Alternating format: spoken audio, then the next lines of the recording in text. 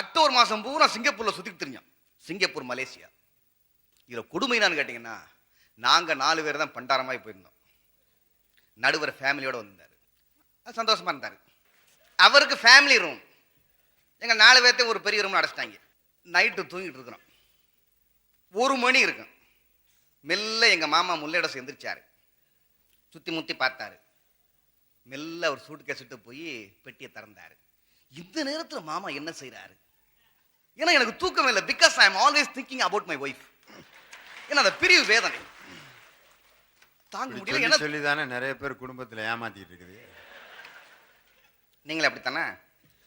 எல்லா ஆம்பளையும் அப்படித்தான். அங்க வேறு இவ்வளவு பேர் கை தட்டுறாங்கன்னா அங்க கம்பெனி எவ்வளவு புடுங்கல்ல ஓடிட்டு இருக்குன்னு பாரு. மெல்ல பெட்டியை திறந்தாரு. எங்க அக்கா போட்டோ எடுத்து வச்சுக்கிட்டாரு.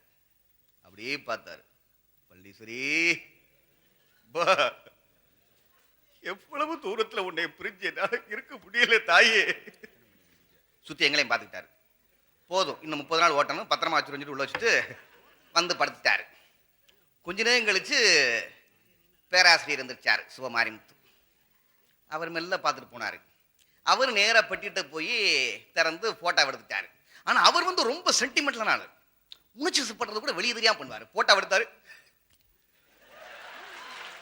அவ்வளவுதான். ஒவ்வொரு நாளும் இந்த காட்சியை பார்த்தோம். அப்படியே அழுவாரு. எப்படி அழுதாரு தெரியுமா?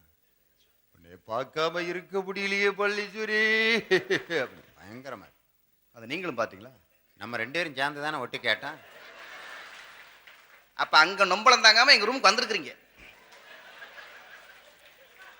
நான் சும்மா நீங்கெல்லாம் எப்படி இருக்கீங்கன்னு பார்த்து ஆறுதல் சொல்லிட்டு போலான்னு வந்தேன். அந்த நேரத்தில் இப்படி ஒரு காட்சி நடந்துச்சு. நடுவர் அவர்களே, இந்த உலகத்தின் அச்சாணியாக இந்த காதல் ஒன்று இருப்பதால் தான் இந்த உலகம் இன்னும் பத்திரமாக இருந்து கொண்டிருக்கிறது.